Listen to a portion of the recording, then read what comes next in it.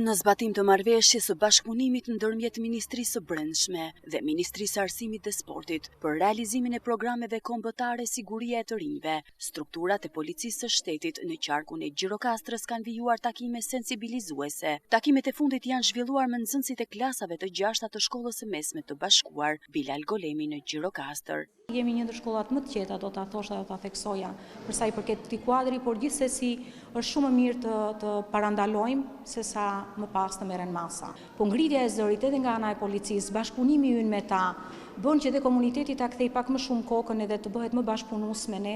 Për çdo klasë janë hartuar plane të posaçme për zhvillimin e aktiviteteve dhe orëve edukative, me qëllim parandalimin e fenomeneve negative që prekin të rinjt, theksoi Hoxha.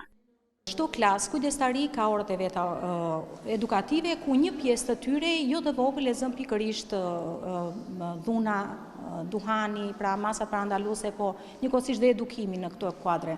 Por dhe në planet e brendshme të shkollës që ne bëjmë, strategjitë të cilën unë mbuloj, përsëri organizohen sa më shumë aktivitete të tilla. Ky program synon të forcojë ndërgjegjësimin dhe përfshirjen aktive të rinjve në parandalimin e rreziqeve që lidhen me dhunën, abuzimin me substanca, bullizimin dhe përdorimin e pasigurt të internetit.